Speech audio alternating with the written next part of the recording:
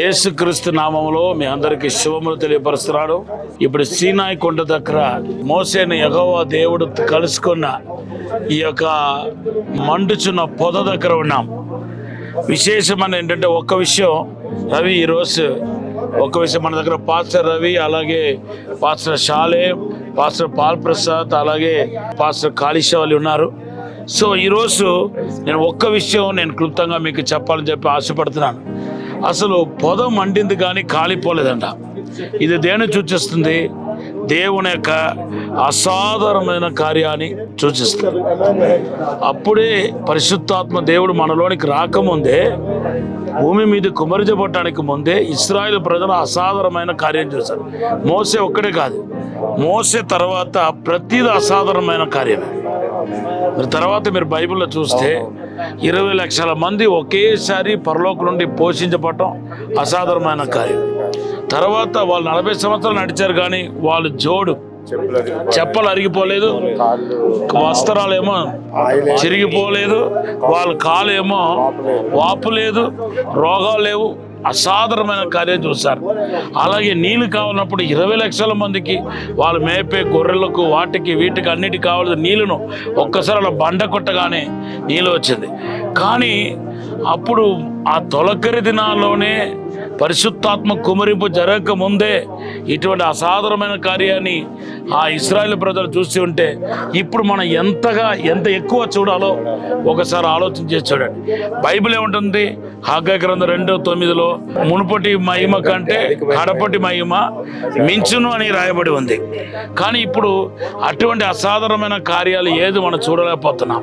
ఇంకా బైబిల్లో మనం చూస్తే లేటర్ రైన్ గురించి మాట్లాడుతున్నప్పుడు, తొలకరి వర్షం, కడవరి వర్షాన్ని గురించి మాట్లాడుతున్నప్పుడు ద్వితీయోపదేశకాండ 11, 14, 15 వచనాల్లో తొలకరి వర్షం, కడవరి వర్షం. తొలకరి వర్షం అనేది ఏంటంటే అది కామన్ అనమాట. ఇక్కడ అక్టోబర్, నవంబర్లో తొలకరి వర్షం ఉంటుంది. మార్చి, ఏప్రిల్లో అసాధారణమైన రీతిలో వర్షం పడేది అనమాట. సో అది పాత నిబంధనలోనే కనపడుతుంది.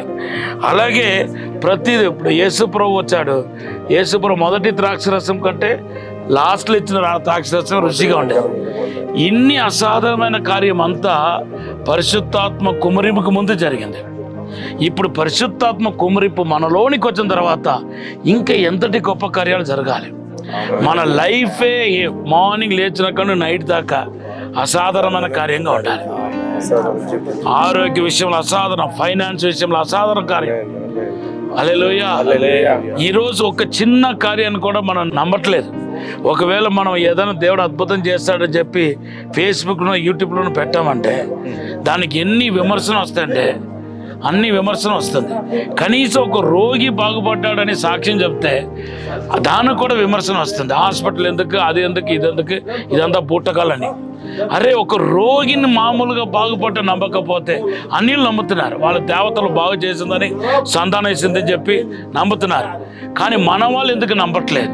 కాబట్టి ఇప్పుడు మనం చేయాల్సిన ప్రార్థన ఏంటంటే ఈ అవిశ్వాసం అనే దెయ్యం క్రైస్తవ సంఘాల నుండి పారిపోవాలి.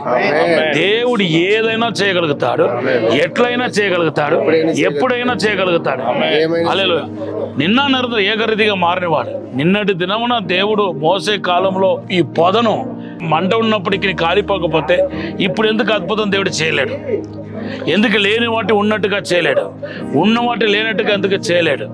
కాబట్టి సంఘం ఈ దినాల్లో అసాధారణమైన కార్యం చూడాలి, అద్భుతమైన కార్యం చూడాలి. మనం పైగా మన ఎవరము? యేసుక్రీస్తు యొక్క శరీరము. మనకు శిరస్సు యేసే ఉన్నాడు. కాబట్టి మన చేయి చాపితే ఎవరు చాపినట్టు? యేసు చాపినట్టు. మనం మాట్లాడితే ఎవరు మాట్లాడినట్టు? యేసు మాట్లాడినట్టు. మన నోటితో అద్భుతాలు పలికితే ఎవరు పలికినట్టు?